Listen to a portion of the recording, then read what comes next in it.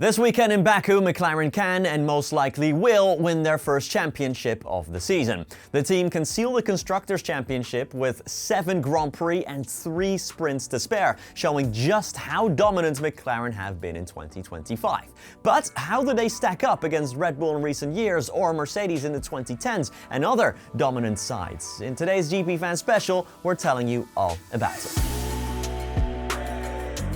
Dominance comes and goes in Formula 1.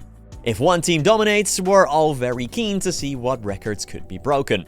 At the start of the century, Ferrari and Michael Schumacher were the kings of F1, with Schumi taking his 7th title in 2004 as he drove some legendary machinery. The Ferrari F2004 is iconic, and in the hands of Schumacher, it won 13 of 18 races that year, sealing the Constructors' title in Hungary with 5 races to spare. Impressive, but Mercedes would have a similar impact about a decade later. In 2015, Lewis Hamilton and Nico Rosberg dominated F1 with Mercedes, setting up the 2016 season nicely when Rosberg would take his only championship. Mercedes' main advantage in 2015 still came from their power units, which was far ahead of the competition at the start of the turbo hybrid era. Mercedes won the Constructors' title at the United States Grand Prix with 5 races to go, just like Ferrari in 2004. That same year, Hamilton won his 3rd F1 championship as well. From the start of the ground effect era, Red Bull Racing were clearly the team to beat, and 2023 was their most dominant year. Max Verstappen won no fewer than a record-breaking 10 races in a row that season in the RB19, with Sergio Perez manning the second car. Red Bull very clearly were going to win both titles, but the question was when it would happen. With 6 races to go at the Japanese Grand Prix, Red Bull sealed it, while Verstappen took his 3rd championship that season.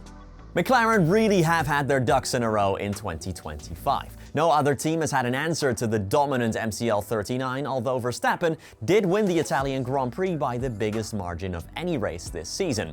While things are exciting and close in the Drivers' Championship between Oscar Piastri and Lando Norris, it is no contest in the Constructors. McLaren head to Baku with 617 points in the bank, while second-place Ferrari only have 280. Mercedes are 3rd on 260, while Red Bull are down in P4 on 239 points. The difference, or should we say chasm, between McLaren and Ferrari is 337 points at the moment.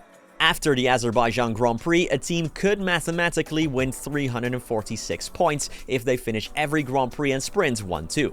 So, if McLaren can increase their current advantage by 9 points to 346 points, they seal the title. That's because a draw would still give McLaren the championship, as they have 12 race wins already this season compared to Ferrari's 0.